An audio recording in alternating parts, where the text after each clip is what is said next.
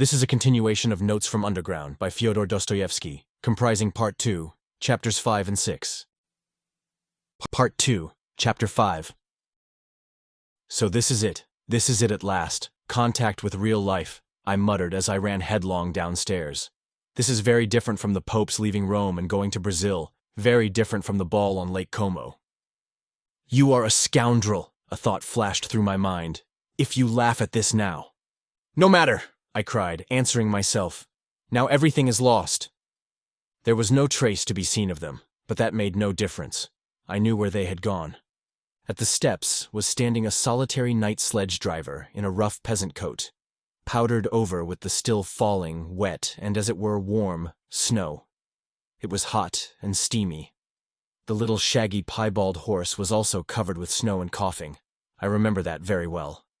I made a rush for the roughly made sledge, but as soon as I raised my foot to get into it, the recollection of how Simonov had just given me 6 rubles seemed to double me up, and I tumbled into the sledge like a sack. No, I must do a great deal to make up for all that, I cried. But I will make up for it, or perish on the spot this very night. Start! We set off. There was a perfect whirl in my head. They won't go down on their knees to beg for my friendship. That is a mirage, cheap mirage, revolting, romantic and fantastical. That's another ball on Lake Como, and so I am bound to slap Zverkov's face. It is my duty to. And so it is settled. I am flying to give him a slap in the face. Hurry up. The driver tugged at the reins. As soon as I go in, I'll give it him. Ought I before giving him the slap to say a few words by way of preface? Number, I'll simply go in and give it him. They will all be sitting in the drawing room, and he with Olympia on the sofa. That damned Olympia. She laughed at my looks on one occasion and refused me. I'll pull Olympia's hair, pull Zverkov's ears. No, better one ear, and pull him by it round the room.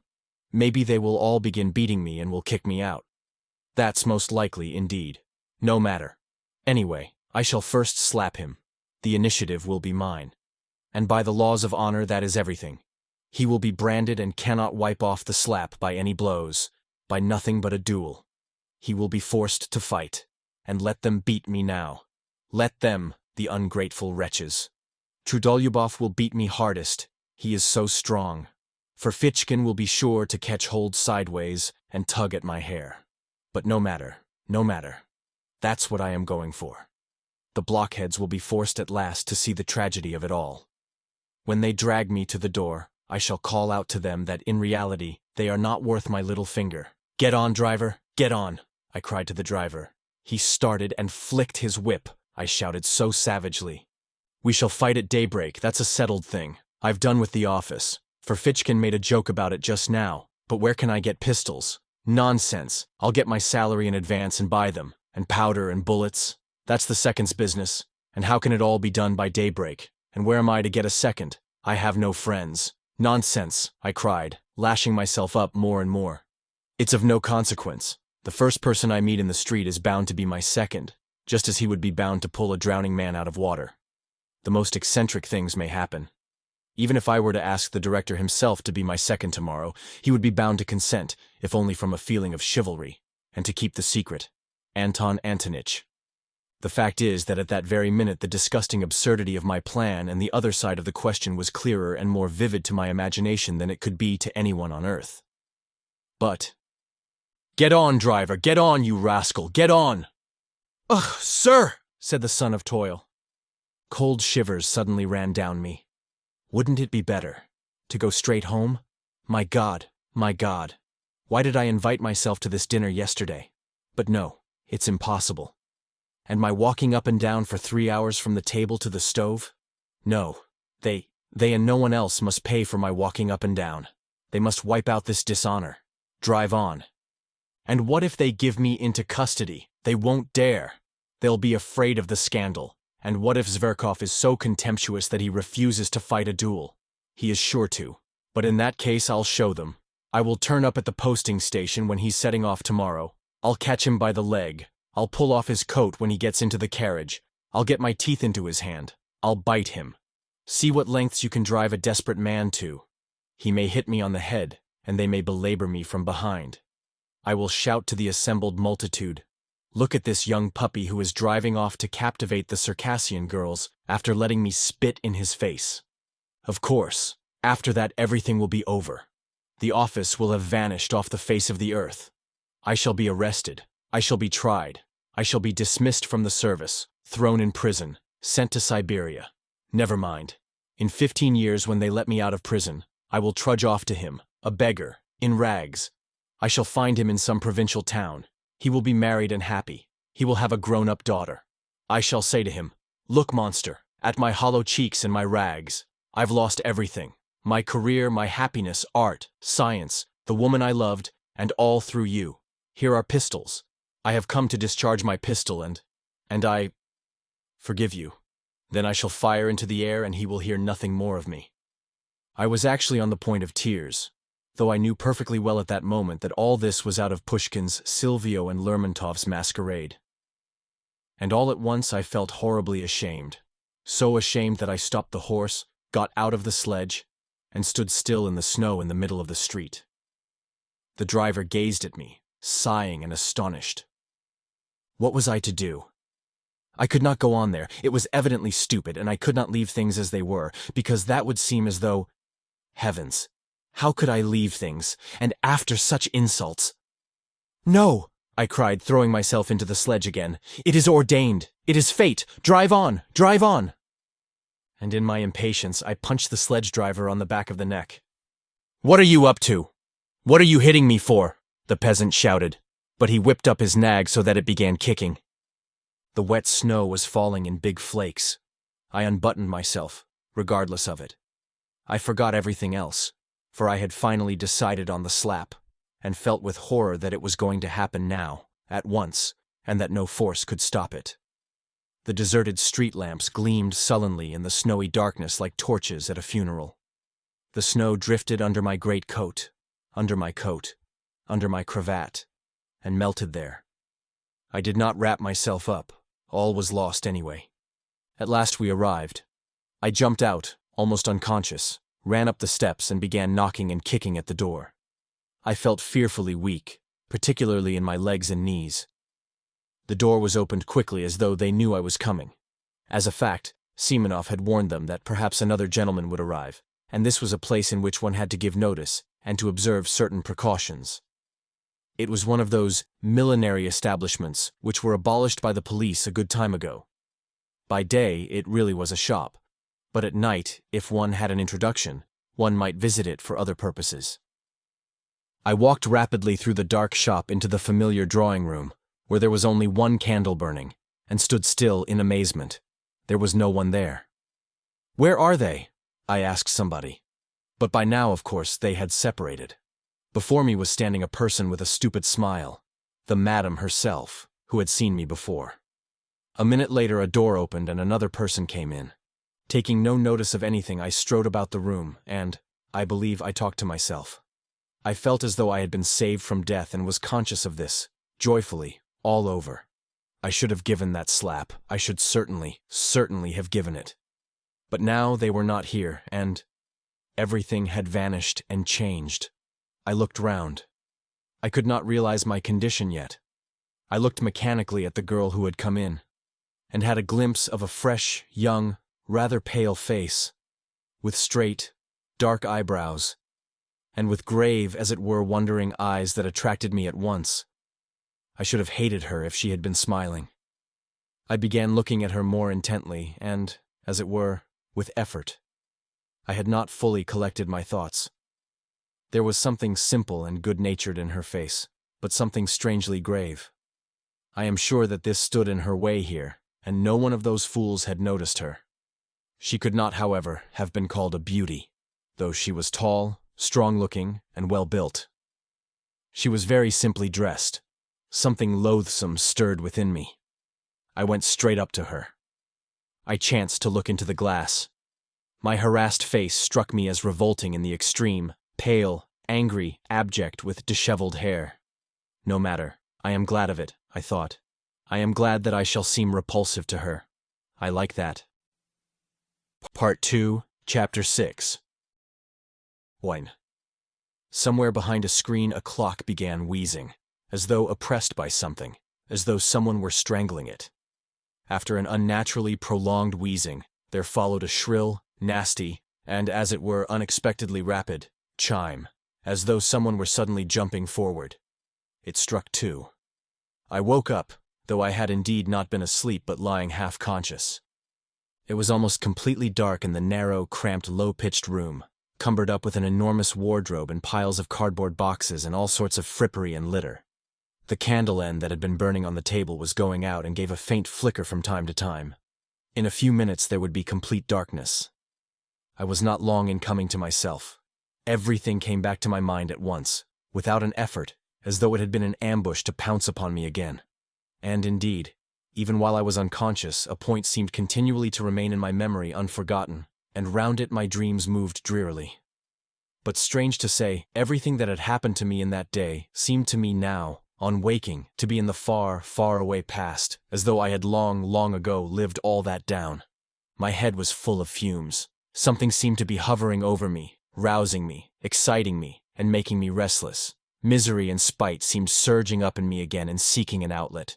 Suddenly, I saw beside me 2 wide-open eyes, scrutinizing me curiously and persistently. The look in those eyes was coldly detached, sullen, as it were utterly remote. It weighed upon me. A grim idea came into my brain and passed all over my body as a horrible sensation, such as one feels when one goes into a damp and moldy cellar. There was something unnatural in those 2 eyes, beginning to look at me only now. I recalled, too, that during those 2 hours I had not said a single word to this creature, and had, in fact, considered it utterly superfluous. In fact, the silence had for some reason gratified me. Now I suddenly realized vividly the hideous idea, revolting as a spider, of vice, which, without love, grossly and shamelessly begins with that in which true love finds its consummation. For a long time we gazed at each other like that, but she did not drop her eyes before mine, and her expression did not change, so that at last I felt uncomfortable. "What is your name?" I asked abruptly, to put an end to it. "Liza," she answered, almost in a whisper, but somehow far from graciously, and she turned her eyes away. I was silent. "What weather! The snow! It's disgusting," I said almost to myself, putting my arm under my head despondently and gazing at the ceiling. She made no answer. This was horrible. "Have you always lived in Petersburg?" I asked a minute later, almost angrily, turning my head slightly towards her. "No." "Where do you come from?" "From Riga," she answered reluctantly. "Are you a German?" "No, Russian." "Have you been here long?" "Where? In this house?" "A fortnight." She spoke more and more jerkily. The candle went out. I could no longer distinguish her face. "Have you a father and mother?" "Yes, no. I have." "Where are they?" "There, in Riga." "What are they?" "Oh, nothing." "Nothing? Why, what class are they?" "Tradespeople." "Have you always lived with them?" "Yes." "How old are you?" 20. "Why did you leave them?" "Oh, for no reason." That answer meant, "Let me alone. I feel sick, sad." We were silent. God knows why I did not go away. I felt myself more and more sick and dreary. The images of the previous day began of themselves, apart from my will, flitting through my memory in confusion. I suddenly recalled something I had seen that morning when, full of anxious thoughts, I was hurrying to the office. "I saw them carrying a coffin out yesterday and they nearly dropped it," I suddenly said aloud, not that I desired to open the conversation, but as it were by accident. "A coffin?" "Yes, in the Haymarket. They were bringing it up out of a cellar." "From a cellar?" "Not from a cellar, but a basement. Oh, you know, down below, from a house of ill fame. It was filthy all round. Eggshells, litter, a stench. It was loathsome." Silence. "A nasty day to be buried," I began, simply to avoid being silent. "Nasty? In what way?" "The snow, the wet." I yawned. "It makes no difference," she said suddenly, after a brief silence. "No, it's horrid." I yawned again. The gravediggers must have sworn at getting drenched by the snow, and there must have been water in the grave. "Why water in the grave?" she asked, with a sort of curiosity, but speaking even more harshly and abruptly than before. I suddenly began to feel provoked.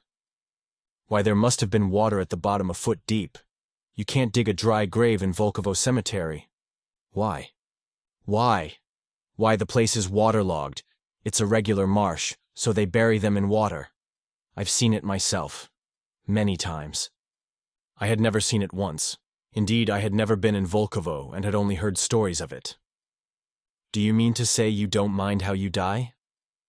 "But why should I die?" she answered, as though defending herself.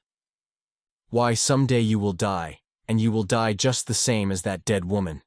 She was a girl like you. She died of consumption.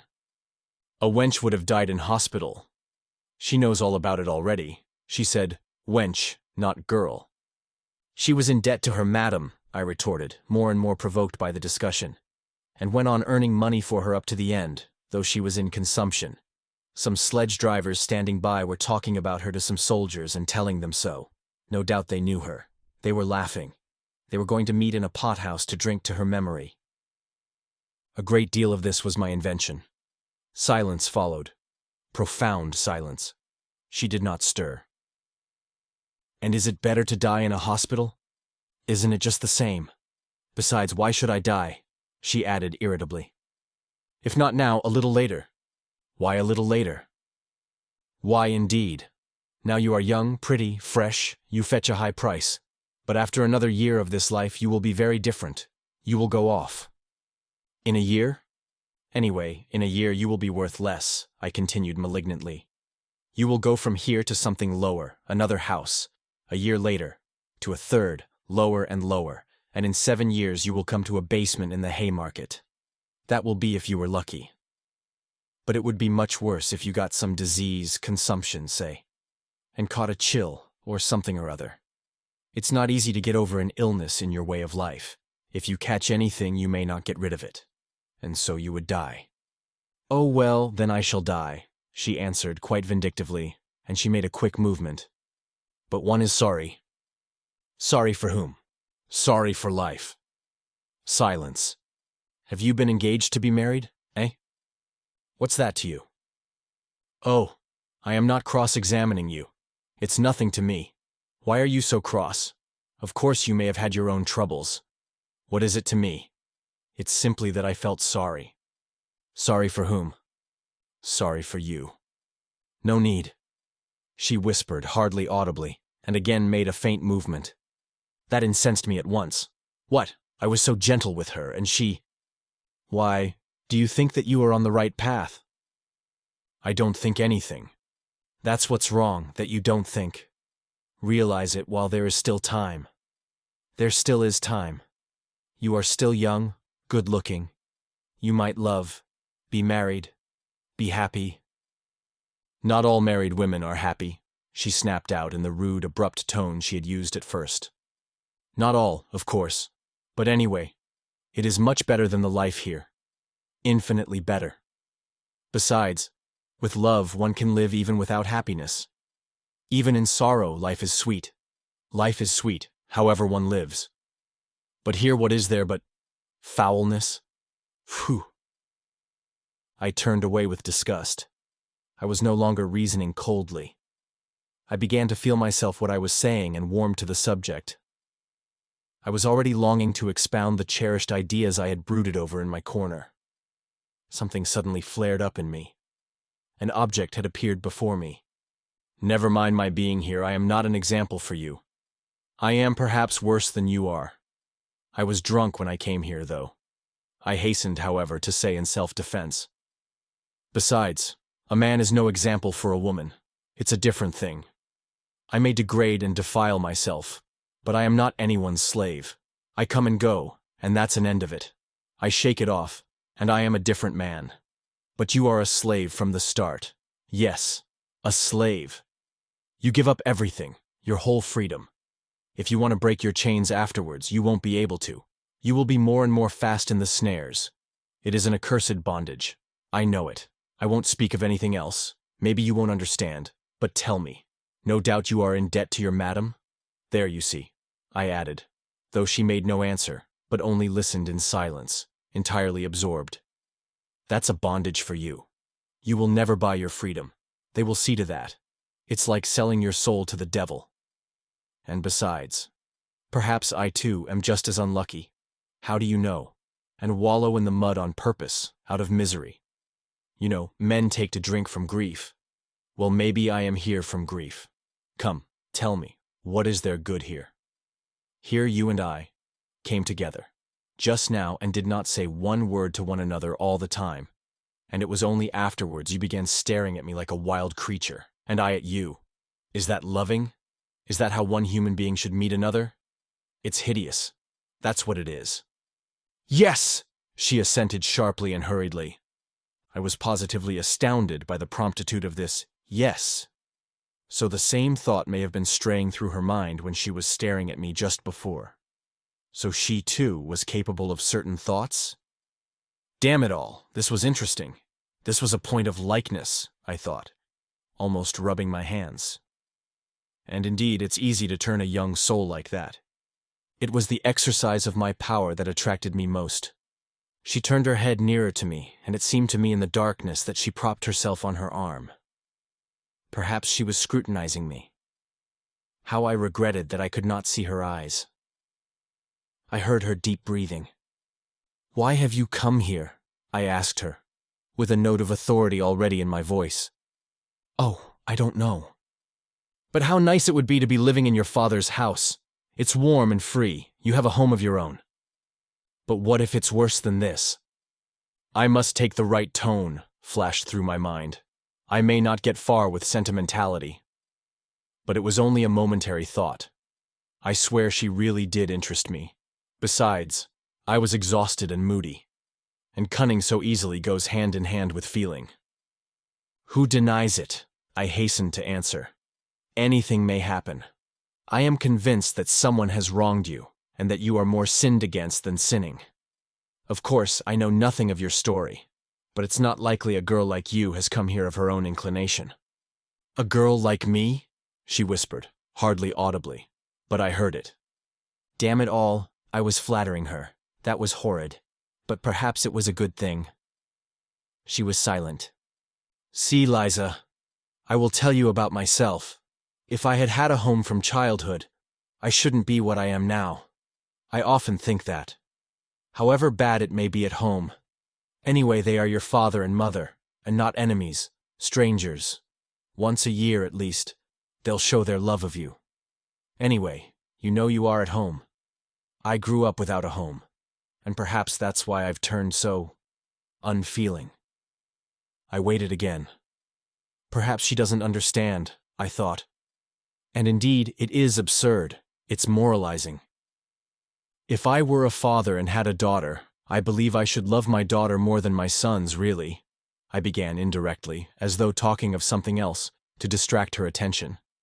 I must confess I blushed. "Why so?" she asked. Ah, so she was listening. "I don't know, Liza. I knew a father who was a stern, austere man, but used to go down on his knees to his daughter, used to kiss her hands, her feet. He couldn't make enough of her, really. When she danced at parties, he used to stand for 5 hours at a stretch, gazing at her. He was mad over her. I understand that. She would fall asleep tired at night, and he would wake to kiss her in her sleep and make the sign of the cross over her. He would go about in a dirty old coat. He was stingy to everyone else, but would spend his last penny for her, giving her expensive presents. And it was his greatest delight when she was pleased with what he gave her.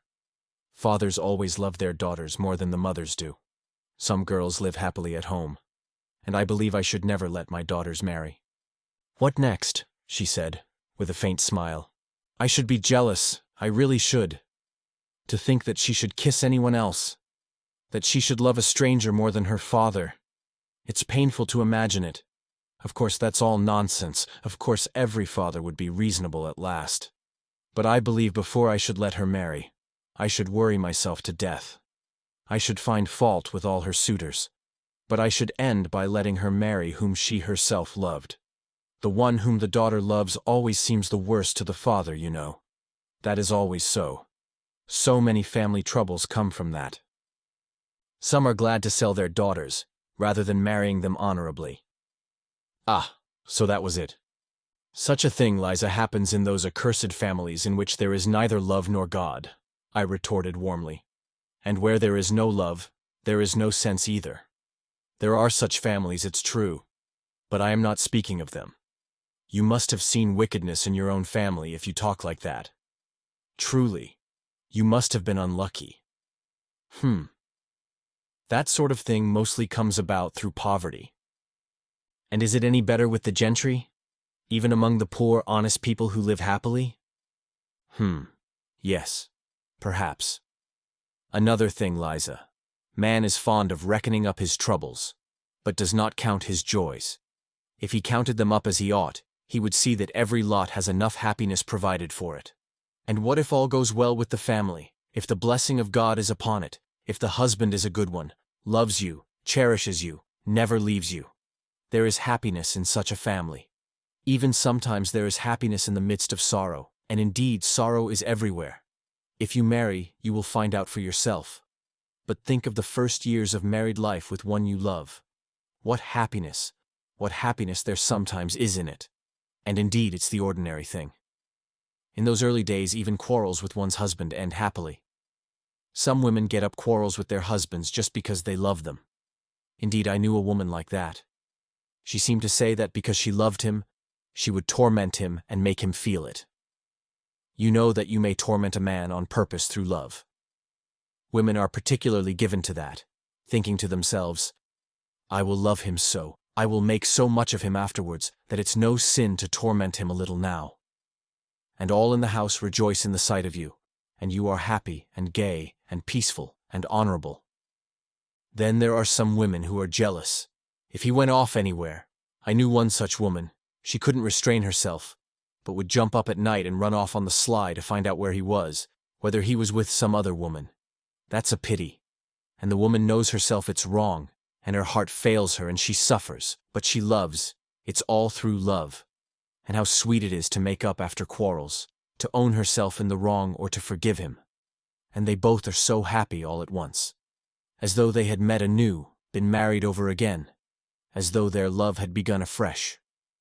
And no one should know what passes between husband and wife if they love one another. And whatever quarrels there may be between them, they ought not to call in their own mother to judge between them and tell tales of one another. They are their own judges. Love is a holy mystery, and ought to be hidden from all other eyes, whatever happens. That makes it holier and better. They respect one another more, and much is built on respect. And if once there has been love, if they have been married for love, why should love pass away? Surely one can keep it. It is rare that one cannot keep it. And if the husband is kind and straightforward, why should not love last? The first phase of married love will pass, it is true. But then there will come a love that is better still. Then there will be the union of souls. They will have everything in common. There will be no secrets between them. And once they have children, the most difficult times will seem to them happy, so long as there is love and courage. Even toil will be a joy. You may deny yourself bread for your children, and even that will be a joy. They will love you for it afterwards. So you are laying by for your future. As the children grow up, you feel that you are an example, a support for them. That even after you die, your children will always keep your thoughts and feelings, because they have received them from you. They will take on your semblance and likeness. So, you see, this is a great duty. How can it fail to draw the father and mother nearer? People say it's a trial to have children. Who says that? It is heavenly happiness. Are you fond of little children, Liza? I am awfully fond of them. You know, a little rosy baby boy at your bosom. And what husband's heart is not touched, seeing his wife nursing his child? A plump little rosy baby, sprawling and snuggling, chubby little hands and feet, clean tiny little nails, so tiny that it makes one laugh to look at them. Eyes that look as if they understand everything. And while it sucks, it clutches at your bosom with its little hand, plays. When its father comes up, the child tears itself away from the bosom, flings itself back, looks at its father, laughs, as though it were fearfully funny, and falls to sucking again. Or it will bite its mother's breast when its little teeth are coming, while it looks sideways at her with its little eyes as though to say, "Look, I am biting." Is not all that happiness when they are the three together, husband, wife, and child? One can forgive a great deal for the sake of such moments. Yes, Liza. One must first learn to live oneself before one blames others. It's by pictures like that one must get at you, I thought to myself, though I did speak with real feeling, and all at once I flushed crimson. What if she were suddenly to burst out laughing? What should I do then? That idea drove me to fury. Towards the end of my speech, I really was excited, and now my vanity was somehow wounded. The silence continued. I almost nudged her. "Why are you—" she began and stopped. But I understood. There was a quiver of something different in her voice, not abrupt, harsh, and unyielding as before, but something soft and shamefaced, so shamefaced that I suddenly felt ashamed and guilty. "What?" I asked, with tender curiosity. "Why, you—" "What?" "Why, you speak somehow like a book," she said, and again there was a note of irony in her voice. That remark sent a pang to my heart. It was not what I was expecting. I did not understand that she was hiding her feelings under irony, that this is usually the last refuge of modest and chaste-souled people, when the privacy of their soul is coarsely and intrusively invaded, and that their pride makes them refuse to surrender till the last moment and shrink from giving expression to their feelings before you. I ought to have guessed the truth from the timidity with which she had repeatedly approached her sarcasm, only bringing herself to utter it at last with an effort. But I did not guess, and an evil feeling took possession of me. Wait a bit, I thought. This concludes the 5th part, of 7 total, of Notes from Underground, by Fyodor Dostoevsky, produced by Best Audiobooks for free.